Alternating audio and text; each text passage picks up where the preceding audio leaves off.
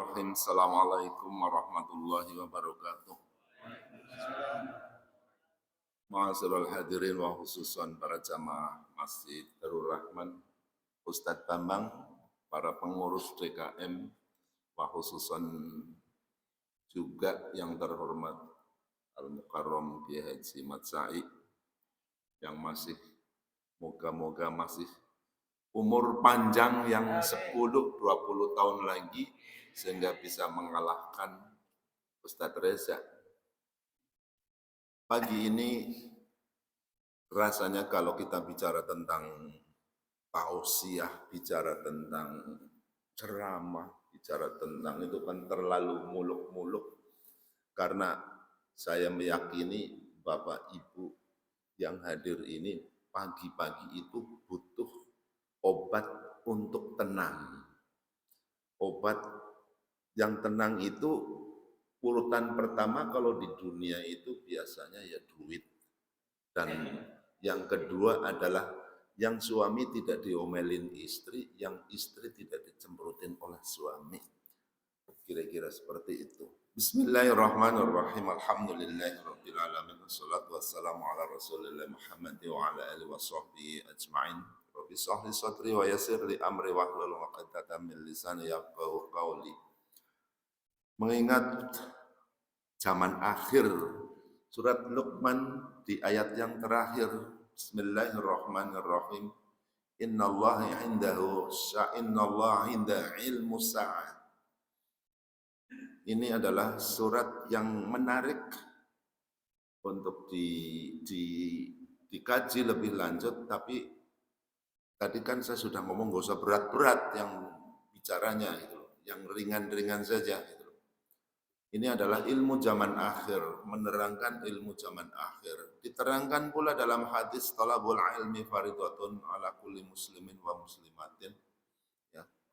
Dan lain sebagainya, pada prinsipnya adalah ketika kita masih hidup, kita selalu harus mencari ilmu. Ilmu apa saja, karena ilmu pengetahuan itu bebas nilai. Ilmu maling, ilmu apa saja asal tidak digunakan itu tidak menimbulkan masalah. Jadi punya ilmu, nipu ilmu apa saja itu memang dipelajari, ada ilmunya. Ilmu dukun, ilmu apa, tapi jangan. Tapi harus bisa, gitu. Tapi jangan digunakan, itu yang disebut dengan bebas nilai. Al-ilmu nurun, gitu. Ilmu itu cahaya, cahayanya kalau digunakan. Kalau ilmu yang buruk ya jangan digunakan. Itu pesan dari Pak Matsai yang dulu kata mbahnya itu dari Jombang itu ada yang tetangganya yang semi abangan. Jadi kalau kita bicara dalam konteks abangan itu kan terbagi atas 3. Ini cerita dulu lah. Bapak Ibu sekalian, mari kita awali dengan taklim kita pagi ini. Moga-moga Allah Subhanahu wa taala memberikan keberkahan kepada kita semuanya. Dan pula kita senantiasa ditetapkan, diperkokoh iman Islam kita sampai dengan mati, sampai dengan meninggal, sampai dengan wafat, sampai dengan pulang ke haribaan Allah Subhanahu wa taala, tetap dalam iman dan Islam. Pasti nanti kalau kita tetap dalam iman dan Islam pasti masuk surga. Jadi jangan kalah dengan janjinya, dengan slogannya kubu sebelah. Orang Kristen telah pulang apa? Telah bukan pulang. Telah pulang ke rumah di surga di rumah Bapak. Ya kira-kira seperti itu gitu loh. Dari mana dia ya bisa dapat slogan seperti itu? Kita yang mudah miftahul jannah la ilaha illallah itu udah pasti masuk surga itu. Itu izin sudah dibuka. Bapak Ibu sekalian, pertama kita mau cerita pengalaman-pengalaman di kondisi terkini sebuah bangsa di belahan dunia yang sekarang ini. Saya kemarin berkesempatan untuk keliling, ada beberapa negara, ada kesempatan, tapi khususnya saya ke Cina. Ke Cina saya ada 3 provinsi. Provinsi yang pertama saya datang ke Shanghai, masih oke lah ya. Saya masih bisa makan, ada beberapa warung yang menjual makanan-makanan halal. Masih bisa ada berkesempatan, ada lorong atau tempat yang bisa kita untuk sujud. Karena penghormatan yang paling mulia ketika kita ditakdirkan masih hidup, itu adalah kita itu masih bisa sujud. Jadi keistimewaannya cuma itu hidup di dunia. Kalau sudah tidak bisa sujud, kita sudah tidak memiliki sebuah harkat dan martabat itu. Makanya itu di negara itu saya masih bisa. Tapi ketika masuk ke dalam provinsi di hari ketiga, masuk ke provinsi yang disebut dengan Kumning. Kumning itu kota industri yang begitu dahsyat, begitu hebat dan lain sebagainya, kota baru, bersih dan lain sebagainya. Nah di sini saya sudah mulai ada problem.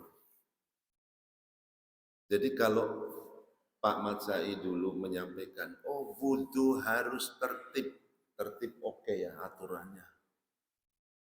Wudhu tertib, kemudian mulai basuh tangan, berkumur muka dan lain sebagainya sampai kaki dan lain sebagainya. Itu kan kalau kita di sini. Kalau kita sudah di negara-negara kafir, ya, boro-boro ada tempat untuk wudhu. Mereka itu kan sudah tidak biasa untuk bersuci dengan baik, bukan tradisinya. Adanya ya sudah bagus, kertas tisu dan lain sebagainya. Nah, ketika kita menghadapi hal yang seperti ini, apakah pikiran kita itu harus tetap mengacu kepada aturan-aturan fikih yang telah ditetapkan baik yang dari 4 mazhab atau yang umum kita di sini itu dengan mazhab Syafi'i? Saya meyakini tidak usah. Jadi kalau sudah seperti itu, wudhunya susah ketemunya, bahkan mungkin akan lebih tertib kalau kita bawa botol air minum dalam kemasan itu. Dibandingkan kita itu bersuci, wudhu dan lain sebagainya di tempat yang kondisinya tidak memungkinkan untuk normal. Bapak Ibu sekalian, kami tidak akan menyampaikan bahwasanya ini kondisi tata peribadatan dan lain sebagainya. Kami hanya akan menyampaikan pengalaman saya itu ada di situ. Karakter, ya, perilaku daripada orang-orang yang hidup dengan tidak menganut kepada akidah Islam. Ya. Kalau di tampilannya memang nyaman, melihatnya wah bagus, keren dan lain sebagainya, gedung bagus, orang-orang berpenampilan bagus. Itu casing istilah zaman sekarang. Tapi begitu kita melihat bergaul dengan mereka, kemudian kita juga mengikuti pola kerja, pola hidup mereka dan lain sebagainya. Kami yakin bahwasanya mereka-mereka yang kelihatannya atau nampak materinya, duitnya, dan lain sebagainya itu dalam berkecukupan, tapi saya melihat mereka itu dalam keresahan jiwa. Kami yakin. Karena dia itu Gusti Allahnya itu Tuhannya itu sudah duit, Tuhannya sudah materi. Nah kita bersyukur kita masih ditetapkan semoga sampai dengan anak keturunan kita itu juga masih dalam kondisi iman Islam itu jangan sampai kita ini lepas dari kontrol, lepas daripada akidah Islam itu. Makanya tadi kami kemukakan bahwa ya, thalabul ilmi faridatun ala kulli muslimin wal muslimatin itu adalah bagian wajib. Ilmu itu ya wajib harus direbut. Apalagi sekarang dengan gegap gempita kondisi ekonomi kita, politik kita dan lain sebagainya. Waspada.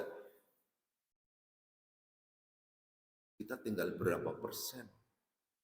Kalau bicara tentang materi ya dan lain sebagainya. Tapi kalau kita masuk ke pesantren-pesantren besar, masuk ke dalam taklim-taklim yang seperti ini, kita meyakini karena ketika kita masih ada yang sholawat kepada Rasul Muhammad Sallallahu Alaihi Wasallam, Allahumma sholli ala Sayyidina Muhammad, kami yakin kita itu masih, Indonesia itu kita masih selamat. Tapi kita tahu ketika kita sudah hedons, kita sudah mengalami semua itu sudah diukur dengan materi dan lain sebagainya. Na'udzubillahi min dzalik, ya wallahu a'lam. Bapak Ibu sekalian, yang kedua adalah kesiapan diri kita, keluarga kita untuk menghadapi masa setidaknya 5 tahun ke depan. Kita sekarang, tadi kita sebutkan, innallaha indahu ilmu sa'ah. Di zaman akhir itu setidaknya 3 masalah yang kita hadapi.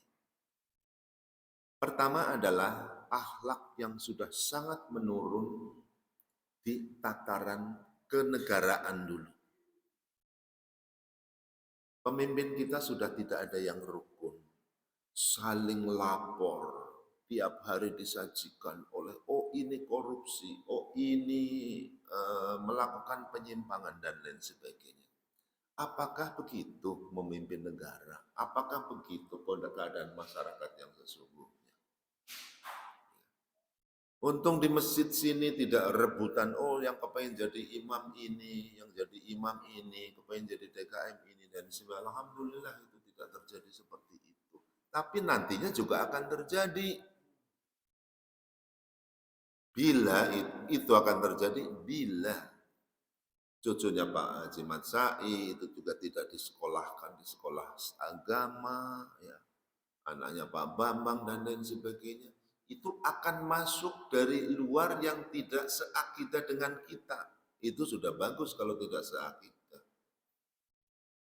Nah ini yang ketiga, saya ke provinsi yang ketiga ini.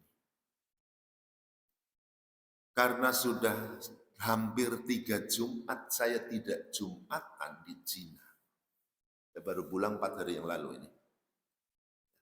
Sudah hampir keempat saya tidak Jumatan. Ceritanya saya itu pisah. Karena saya rombongan ada 16. Yang Islam cuma saya, yang lainnya kafir semuanya. Tapi kaya banget, kaya raya dia. Yang bayarin saya semuanya dan lain sebagainya. Gak usah cerita tentang makan. Gak ada yang halal itu. Gak ada. Rombongan yang saya bawa, yang bersama dengan saya, itulah kebimbangan dalam suatu kehidupan. Di tengah-tengah kita ketersendirian, semuanya itu kafir, semuanya makanannya babi semua. Apa yang kita lakukan? Kita berusaha. Bahasa Inggris nggak bisa di sana, apalagi bahasa Indonesia, Cina semuanya saya juga nggak ngerti bahasa Cina. Ya kita keliling yang ada, biasanya di seluruh dunia itu telur itu pasti ada. Ya udah makan aja telur dulu. Nah makanya kalau ini pengalaman mau jadi pekerja, mau jadi apa, kita lihat negara itu adalah negara seperti apa. Kalau negaranya non-muslim dan makanya kita jangan menyepelekan TKI kita yang ada di sana. Ada pengalaman menarik. Orang kaya, pengusaha dan lain sebagainya, suami istri sibuk, pembantunya itu tenaga kerja Indonesia, beruntungnya dia ngaji. Awal sholatnya dia di WC karena lebih bersih WC-nya dibandingkan dengan ruangannya, karena piara anjingnya itu juga sudah 10, rumahnya besar dan lain sebagainya, tentu masuk rumah. Nggak yakin dia itu lingkungannya itu lingkungan yang suci. Karena tiap hari anaknya itu bersama dengan pembantunya itu bisa ngaji, nyanyiannya adalah marhaban, marhaban, marhaban, Allah Siti marhaban, marhaban ya nurul aini, marhaban, marhaban, marhaban, yo marhaban. Marhaban, marhaban, kira-kira seperti itu. Itulah yang dijanjikan oleh Allah bahwasanya di sebuah negara, di sebuah tempat pun pasti akan ditetapkan akidah umat yang menganut akidah Islam di semua tempat. Memang betul. Cuman keberadaan Muslim yang di tempat itu memiliki aspek peran atau enggak. Makanya jangan disepelekan kepada saudara-saudara kita yang ada di negara, di Taiwan, di Cina, di Hong Kong, dan lain sebagainya. Mereka dahsyat untuk bisa tetap mempertahankan akidah keimanan itu dengan berbagai cara.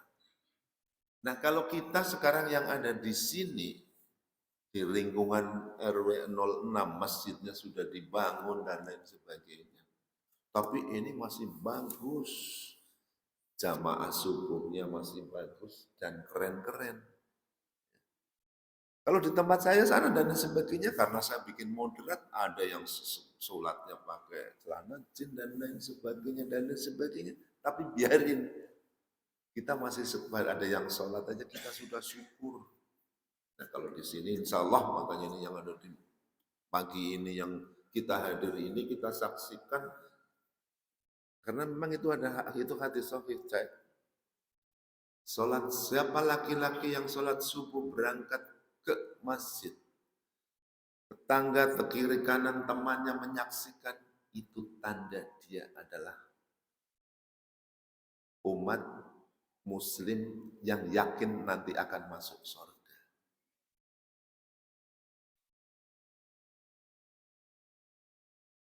Bapak Ibu sekalian yang kami hormati,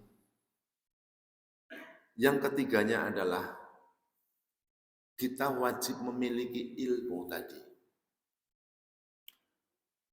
Karena kalau kita sudah tidak memiliki ilmu, kita hanya jadi makmum.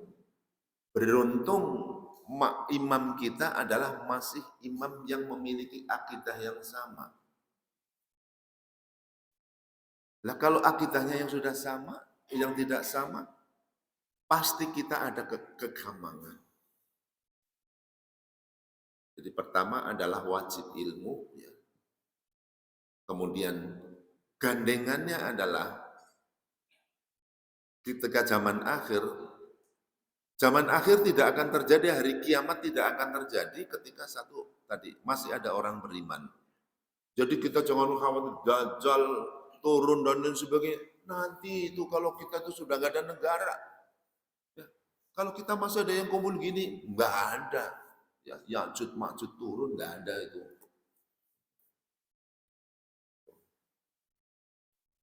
Jadi tadi, ketika keiman Islam kita itu, akidah kita masih terjaga dan tidak akan terjadi hari kiamat. Ya'juj Ma'juj Dajjal belum turun. Nah, yang kedua karena kaitannya dengan surat Luqman, Quran surat Luqman ayat yang terakhir, ya. Nah, ini tanda-tandanya, tanda-tanda zaman akhir itulah ya.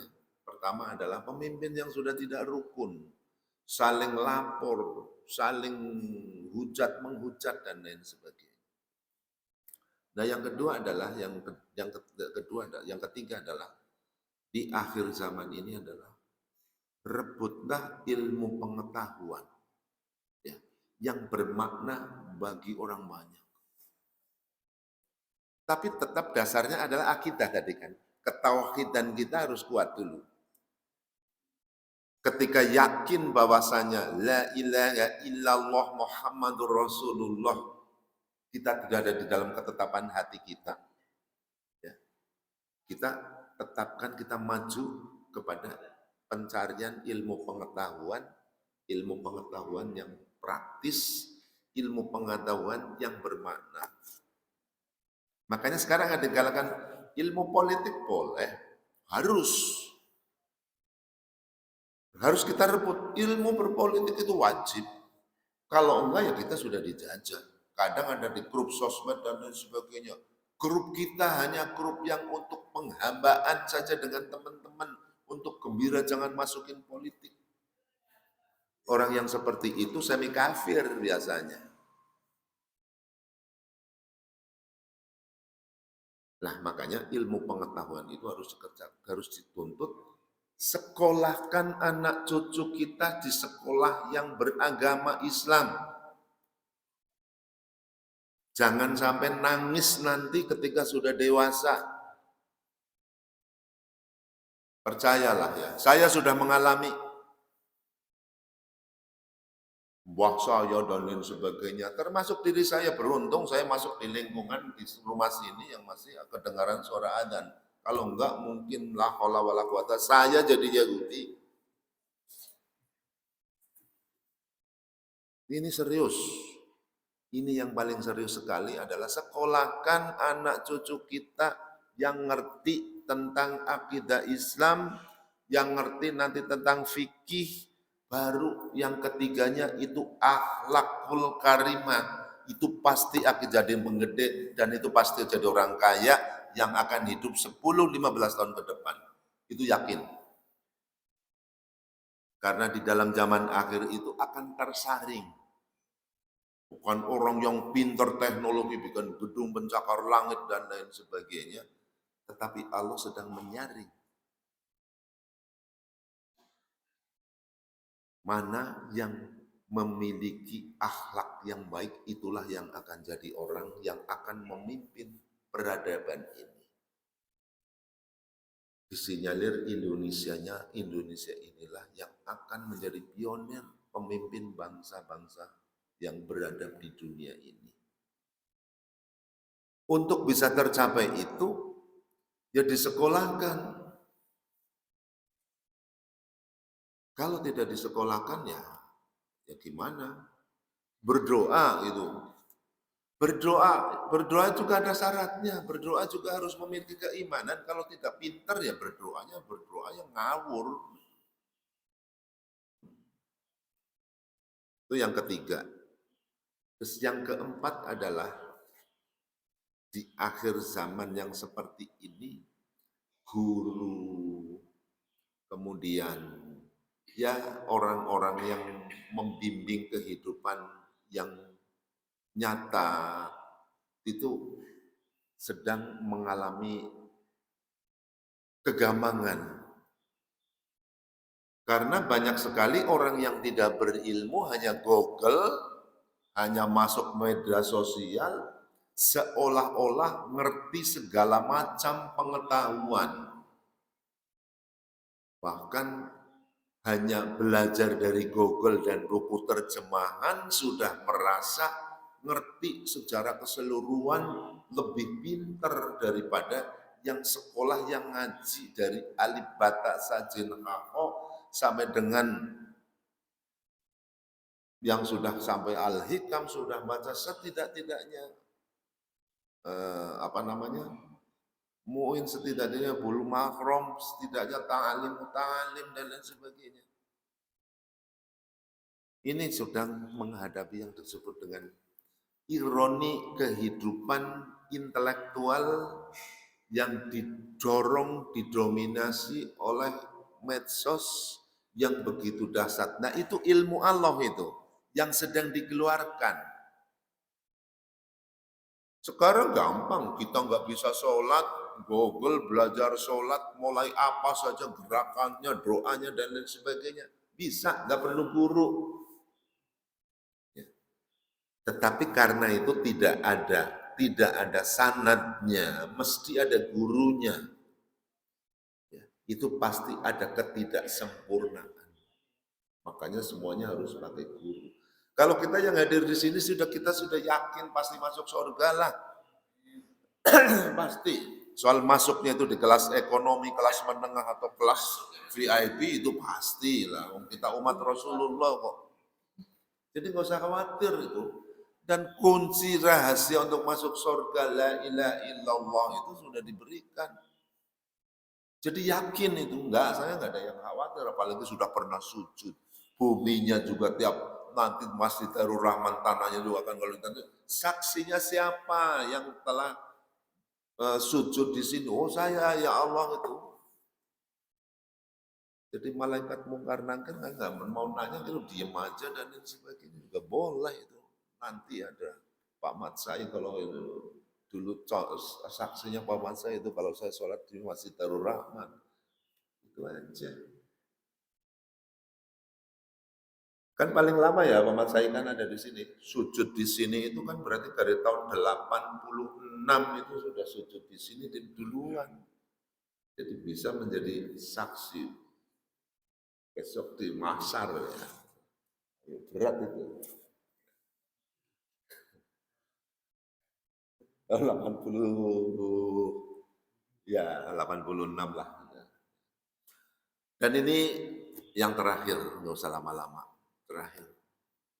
Ketika tadi ilmu sudah dikumpulkan oleh Allah dan sudah diberikan secara cuma-cuma melalui Google, melalui medsos dan lain sebagainya.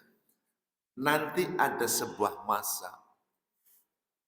Ya, kemarin sudah diingatkan ketika COVID-19. Down semuanya. Orang nggak bisa keluar dan lain sebagainya. Itu tanda-tanda zaman akhir. Nggak ada negara yang bisa mengendalikan, oh karena Yahudi melakukan ini, Inggris begini, Cina begini. Enggak. Allah yang ngatur secara keseluruhan. Kalau masih manusia nggak mungkin. Satu dunia di masa di sebuah zaman yang sama, di waktu yang sama. Semua, seluruh dunia itu nggak ada yang gerak. Itu baru 0, sekian persen. Dan nanti ini tahapan kedua warningnya sudah nampak.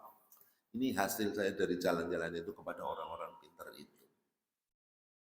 Nanti akan ada sebuah zaman, ini akan di-shutdown namanya, akan dihentikan oleh Gusti Allah. Dan lantaran melalui manusia. Sekarang semuanya mobil listrik, ngambil duit juga nggak boleh. Sekarang ada yang terakhir ya. Saya bawa uang dengan gayanya, wah cukup saya nih, tuker uang, renminbi, yuan, ya dari rupiah, tebel. Begitu sampai Cina nggak laku, uangnya sudah uang e-banking semuanya, bukan e-banking, sudah by card itu, tempel semuanya. Jadi utang saya dengan teman ini, makan utang, mau ini utang, karena saya itu memang agak belagu lah ya, saya golf di sana dan sebagainya harus bayar. Pakai QR semuanya. Nah itu, nah kembali lagi nih biar tidak lupa. Nah ini nanti akan begitu modernnya semuanya dimudahkan dan lain sebagainya, karena sudah tidak ada kasih kan ya. Dulu kita makan di restoran karena bayar uang pakai cash, sisa mau 2.000 mau 500 itu kan udah untuk yang tadi nyajikan. Zaman sekarang sudah mulai nggak ada kan. Ada tukang parkir ya, sekarang kita masuk ke mall sudah pakai kartu. Yang jaga cuman bengong gitu. Kalau dulu kan kalau misalkan lebih udahlah tinggal dan lain sebagainya. Lah inilah mulai kasih ya, mulai zaman yang sudah mulai apa namanya? Hubungan humanisme, hubungan sosial itu sudah mulai berkurang.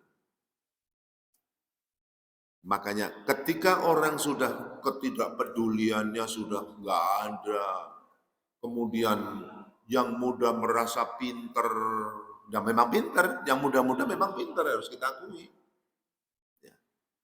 Tapi pinter saja kan juga dulu ada proses, nanti dia juga setelah akan tua akan mengalami hal yang sama ketika dengan menghadapi orang-orang yang terkini.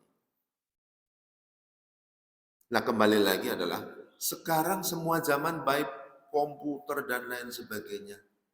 Tapi nanti akan tiba masa semua itu berhenti. Jadi jangan bangga ya yang punya uang di bank sekian ratus juta, sekian miliar dan lain sebagainya. Ketika itu berhenti, itu nggak ada yang bisa. Mobil listrik yang ada di sana dan lain sebagainya berhenti, udah itu nggak ada. Jadi itu hati-hati, makanya tetap akan kembali kepada ada 3, setidaknya ada 5 yang dipersyaratkan, yang sudah diberikan isyarah oleh Nabi besar Muhammad SAW, ilmu-ilmu apa saja sih yang wajib kita kita miliki, yang tidak akan lekat oleh waktu, satu ilmu pertanian. Orang yang bercocok tanam dan lain sebagainya, itu yang akan selamat. Kemudian yang kedua adalah mereka-mereka yang bisa, orang bicara tentang ilmu berkuda, naik kuda, dan lain sebagainya. Nisbatnya naik kuda itu, kuda kan mahal dan lain sebagainya. Ya miara sapi, miara kerbau, biar nanti bisa bacak lagi. Meluku kalau bahasa Kebumennya ya. Ya. Dan yang ketiga adalah apa nih Pak? Yang ketiganya adalah, saya lupa ini, jadi hilang. Nah, kembali lagi, tolong untuk yang kita-kita ini, yang umur-umur yang sudah 50 dan lain sebagainya, kita agak tenang. Tapi begitu masuk ke cucu-cucu kita, ditambah dengan yang terakhir adalah kita ini menjelang gegap gempitanya politik, itu akan bersikap atau melakukan hal yang seperti apa. Itu juga faktor penentu di akhir zaman atas pemimpin, figur pemimpin yang harus kita pilih, yang harus kita hadapi. Itu sih masing-masing, tapi bukan berarti masing-masing kita juga harus milih yang paling beriman. Walaupun kalah itu nanti kalau ditanya nanti di mahsyar, kita selamat, ini saya milih ini gitu loh. Jadi pilihlah yang paling beriman di antara, untuk memimpin, untuk menjadi pemimpin, pilih yang beriman di antara yang ada yang menjadi calon itu.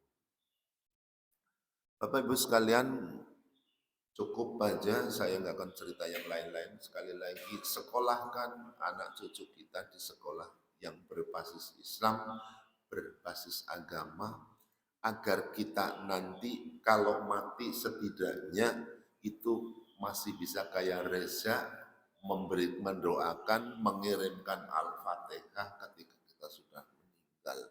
Apakah sampai itu ngirim Fatihah? Sampai.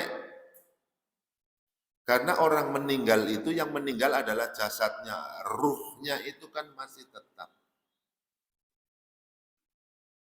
Dan dalam sejarah, dalam sebuah pendapat para ulama salaf, bahwasanya orang meninggal itu sama dengan ikan yang ada di akuarium.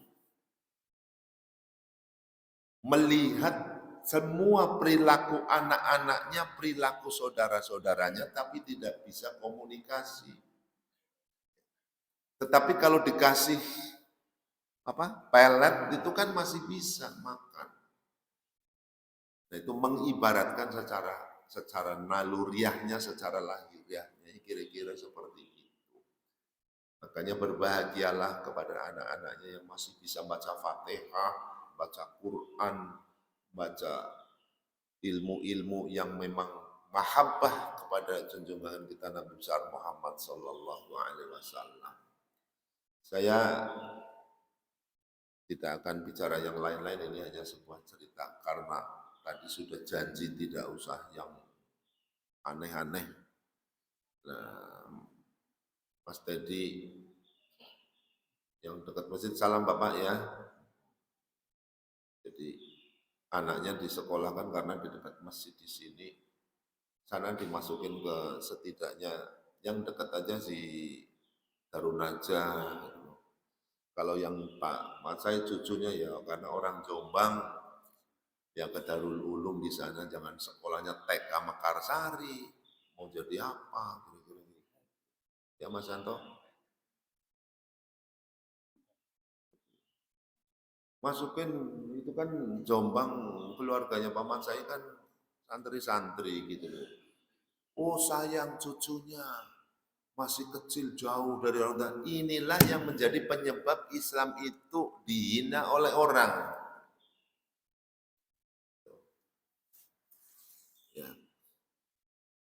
Kelihatannya kita itu besar dan lain sebagainya, ini kita sedang disetir oleh orang-orang yang tidak berakhlak dan tidak beradab. Ya. Tapi untungnya kita masih ada zikir. Allahumma antas salam wa minkas salam wa ilayya salam wa hayna rabbana bisalam dan lain sebagainya. Sehingga kita itu ditakuti. Kita disungkani setidaknya. Yang beragama Islam masih disungkani. Saya khawatir. Walaupun itu kita khawatir secara kemanusiaan, walaupun Allah sudah menjanjikan bahwasanya enggak usah takut dengan Islam karena yang jaga adalah Allah Subhanahu wa taala itu sendiri.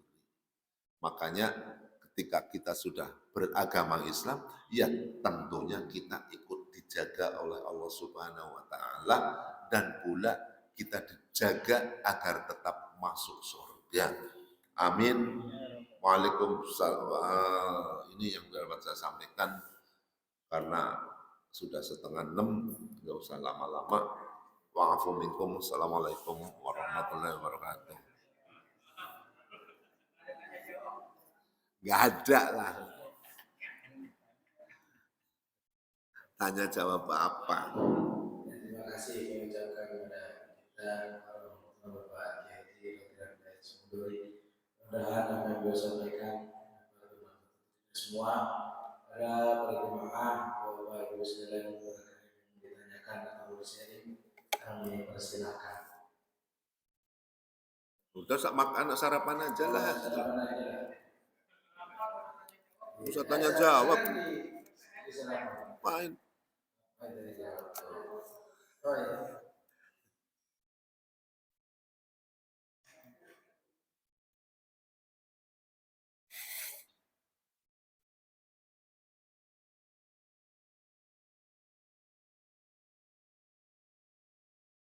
Bismillahirrahmanirrahim. Assalamualaikum warahmatullahi wabarakatuh. Waalaikumsalam. Menarik yang disampaikan Ustaz. Namun ada beberapa hal yang mungkin kita sebagai sharing. Tadi dikatakan bahwa sekolahkan anak di sekolah Islam. Notabene sekarang kita tidak semua beruntung dalam hal ekonomi. Ada yang miskin, ada yang kaya. Bagi yang kaya tidak ada masalah. Kita tahu bahwa sekolah Islam ini tidak ada yang murah, Pak. Apalagi di Depok, saya udah muter itu minimal 25 juta, duit dari mana yang akan menyekolahkan. Nah, menarik kalau memang ada sekolah Islam yang bagus, yang gratis. Sampai sekarang saya belum dengar ada di Depok seperti itu. Mungkin kalau ada kita bisa sebarkan kepada jamaah bahwa di sini ada sekolah yang gratis yang memang bisa untuk anak-anak kita sekolah untuk Islam. Yang kedua, apakah kesalahan kita karakter atau apa yang nggak ngerti? Kalau kita pergi ke Singapura, kita mengikuti peraturan apa yang ada di sana. Ngantri, rokok, ngumpet, asap tawarnya kita didenda segala macam. Tapi begitu kita sudah datang lagi ke Indonesia, balik lagi seperti orang yang tidak punya aturan. Begitu juga orang yang di asli Singapura misalkan yang memang terlalu peraturannya. Begitu jatuh atau datang ke Indonesia, dia tidak mengikuti peraturan yang ada di sana. Kesalahannya ini di mana, Pak? Apakah karakter kita atau memang Indonesia yang kurang benar gitu? Mohon maaf kalau ada salah data koreksi. Assalamualaikum. Waalaikumsalam. Baik. Jerbasuki mowo beo. Siapa yang bisa menerjemahkan Jawanya ini? Pak Said? Jerbasuki mowo beo itu artinya adalah setiap langkah itu ada modalnya. Jadi tidak akan ada sebuah untuk mendapatkan sesuatu itu dengan cara gratis, enggak ada. Paling tidak itu modal dari Allah, dia itu memiliki kepintaran yang luar biasa. Sekolah bisa tidak bayar. Yang pertama. Yang kedua adalah memang betul-betul tidak punya dan lain sebagainya, tapi memiliki prestasi itu anak itu. Saya sekolahkan, nggak usah bayar. Yang ketiganya adalah kalau tidak bayar di dalam sekolah, guru itu akan mendapatkan yang disebut dengan kedoliman yang kuadrat. Kedoliman kuadrat itu pertama adalah guru itu juga harus dibayar, guru itu juga harus ikhlas. Dan ini penting, bayar mahal, kemudian perilaku anak, perilaku orang tua tidak hormat kepada guru, anaknya pintar dan lain sebagainya, itu juga akan belangsak anaknya kok. Jadi pendidikan itu adalah sesuatu yang unik yang bisa dirasakan berdasarkan kolbun, yang disebut dengan invisible power. Seluruh orang itu memiliki yang disebut dengan invisible power, yaitu kolbu yang tidak bisa dilihat, tetapi itu akan menjadikan sebuah kekuatan. Itu, nah makanya itu tadi yang disampaikan, jangan Pak, hatta gimana caranya iris kuping untuk bayar anak kita sekolah itu kita lakukan, asal memang sekolah itu sesuai dengan akidah kita.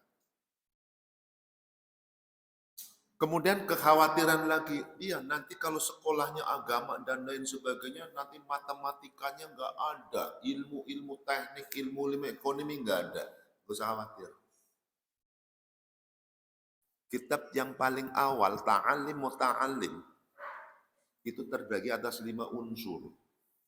Pertama adalah unsur iman, perilaku, mahabbah kepada sesama yang disebut akhlakul karimah. Yang ketiganya adalah at-tijariyah. Tijariyah itu ilmu dagang. Jadi kalau bicara tentang pendidikan, yakin nih. Yakin aja kalau misalkan Bapak punya anak ke cucu kita dan lain sebagainya. Gimana caranya? Toh sekolahan dimanapun ya setahu saya itu asal bahasa terang. Saya punya anak mau sekolah di sini atau sudah sekolah di sini, ya nggak punya duit untuk bayar. Saya punyanya sekian, pasti ada toleransi.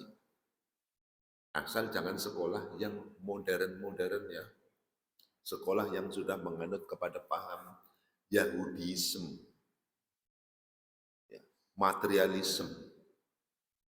Memang itu tegaan ya. Saya tahu ada beberapa kalau sekolah di sini saya nggak mau nyebutkan nanti saya dosa walaupun itu nyata dan sebagainya. Tapi masih ada sekolah yang memang kita membentuk sebuah karakter untuk niat agar ayo bareng-bareng karena dosa. Yang dosa ketua yayasannya kalau sampai memang anaknya kepengen sekolah kemudian nggak punya uang kemudian ditarik dan sebagainya kan bisa yang disebut subsidi silang. Sekolahkan ke Risa itu, kalau misalkan ada yang gurunya Risa, kalau Risa gurunya nggak beres, ya dia yang dosa masuk neraka kok. Kira-kira gitu aja. Yang kedua adalah, apa tadi? Yang kedua? Oke. Oke. Indonesia basisnya dulunya adalah negara kerajaan. Kerajaan. Dari Mataram Hindu, Mataram Islam, Sriwijaya dan lain sebagainya. Yang disebutkan Patan. Jadi tunduk kepada pemimpinnya. Kalau dulu pemimpinan raja Sendiko apa itu raja itu rakyat itu kan nurut semuanya. Jogja itu masih ada sedikit-sedikit seperti itu. Tiba-tiba merdeka, tapi kita terlambat 78 tahun, sudah merdeka kondisinya masih sekarang. Tapi sekarang sudah lumayan lah. Betul. Nggak usah jauh-jauh, ya misalkan ke Singapura dan nggak usah itu. Tapi saya nggak setuju ya kalau tidak boleh ngerokok ya, karena di Singapura ada tempat yang untuk merokok yang begitu nyaman, nikmat.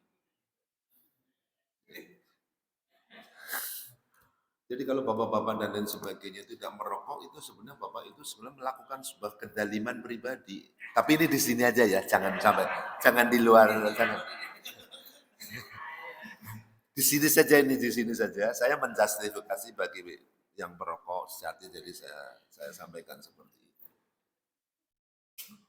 Pertama adalah pedagang pengecer itu rugi. Yang kedua adalah saudara saya di Wonosobo. Tanam tembakau jadi nggak laku gitu.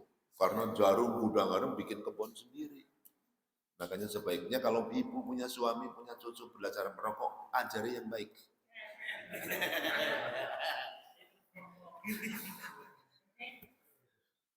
Nah ini bercanda lah ya. Atas perilaku ketika masuk ke Indonesia antri nggak mau dan lain sebagainya, buang sampah sembarangan, merokok sembarangan dan lain sebagainya. Itu lebih kepada perilaku dan sistem toleransi yang masih tinggi. Kalau dulu dibentak orang itu takut. Kalau sekarang kita bentak orang masuk ke medsos, kita dilaporkan polisi, kita ditahan. Ya. Jadi jangan salah, Bapak polisi itu sekarang susah, nempeleng maling itu diviralkan, dia dipecat, diturunin jabat lagi. Ini zaman itu namanya kembali zaman akhir. Nah, gimana untuk mengatasi yang seperti itu? Zaman sekarang itu sistem. Menggunakan sistem. Dulu kalau jadi pegawai, dulu jadi murid, itu absensinya itu pakai kertas, diedarin dan lain sebagainya, tanda tangan, nama, tanda tangan, dan lain sebagainya. Hal seperti itu karena terlalu toleransi dipalsu. Mas Yanto pergi ke kantor dulu bareng dengan saya, ya karena bareng mestinya masuknya jam 8, jam 9 aja masih di Kementerian Perindustrian. Titip temannya telepon agar absen dan lain sebagainya dan lain sebagainya lah itu. Itu yang pertama. Yang kedua adalah kita itu memang karakter Melayu secara keseluruhan.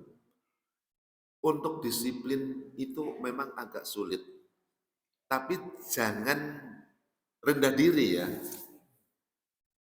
Bapak boleh senang, wah di Singapura tertib, ini tertib dan lain sebagainya.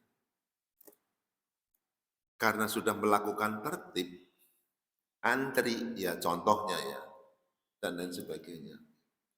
Ketika ada yang darurat, misalkan antrian rumah sakit dan lain sebagainya, itu nggak peduli, padahal ini harus dilayani lebih dulu.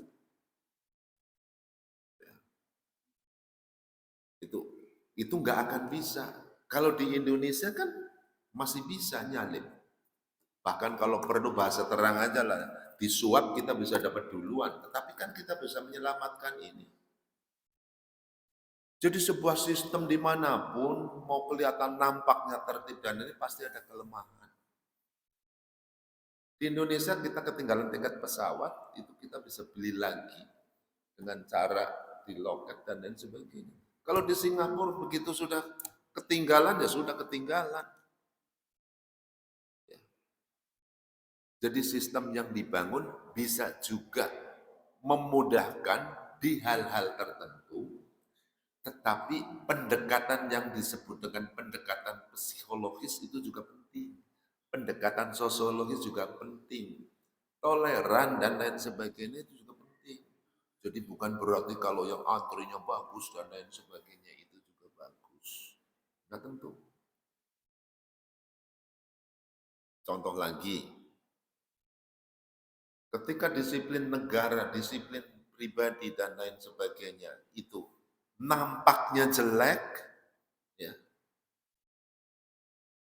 Kalau di negara-negara yang seperti itu untuk mendapatkan sesuatu itu sudah melalui sistem bayar elektronik dan lain sebagainya. Kita bisa tatap muka. Oh, itu anaknya ini ya, cucunya ini dan lain sebagainya. Yang karena bisa ketemu, ya, menjadikan tadi Kolbun Salim, invisible power dan lain sebagainya itu akan muncul. Oh, anaknya Mas Teddy, cucunya Pak Edi Waspan.